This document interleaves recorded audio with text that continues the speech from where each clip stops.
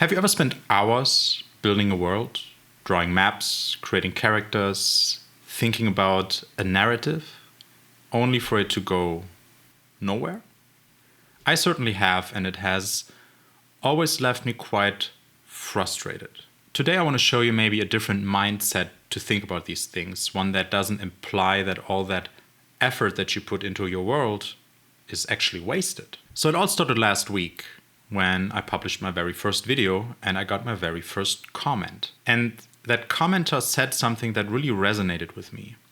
They talked about how they played D&D a couple of years back, and during their last session they started thinking about a story and started world building, creating characters, but they then went on and said they never actually got to play D&D again and thought about maybe writing a book to explore that world further, and that also went nowhere. Through this comment I felt a lot of frustration, like all that effort they put in was, well, wasted.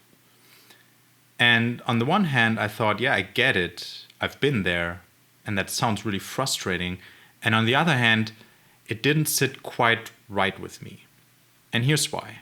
Why do we treat world building as if it only counts when something comes out of it, like a book or a D&D campaign? Why is it that when I sit down to draw something, maybe sketch something in my sketchbook, it's perfectly fine? Or when I take my guitar and I play a few chords and jam in my bedroom, I just do it for the joy of it, it's perfectly fine. And why is it that when I start world building, thinking about characters and all that good stuff, it's wasted effort if I don't write that book or if I don't play D&D again? It makes no sense. And here's the thing, I don't think it is wasted effort. I think it is quite meaningful. I came across this comment somewhere that prep is play, and that resonated with me. So I thought, what does the science say? And I did some research, and it turns out quite a lot. When we imagine or play, or in simpler terms, if we're being creative in one way or another, we activate an area called the prefrontal cortex, which we use for decision making and problem solving. And when we daydream, we activate a similar area in our brain. What that means is, even if I spend all that time just building a world without an outcome, I'm still being creative. And here's the kicker. We are actually the most creative if we're doing it just for the joy of it, without thinking about an outcome. And that is because we have something called intrinsic motivation. We're just doing for the sake of it, rather than an external motivation like a paycheck. Intrinsic motivation is actually linked to a much deeper and more original work. So not sharing it with anybody might actually be good for you. Now you might say, well, science and art, that's not really the same, and I'm not really convinced, Daniel. Well, maybe some of the greatest thinkers of our time can convince you.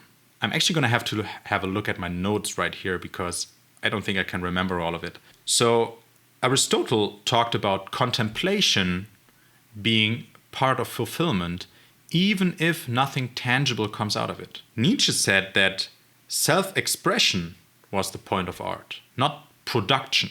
And Alan Watts once said, the purpose of a song is singing. So what all these phrases and quotes have in common is that they say that the doing is the value. So when you're imagining a world, even if you don't use it, that is the point. It is being creative. It is, in terms of a tabletop role-playing game, playing. But still, if you do want a little bit more, if you want to explore that world further, I think SoloRPGs might be a good fit. I've been having a ton of fun with it.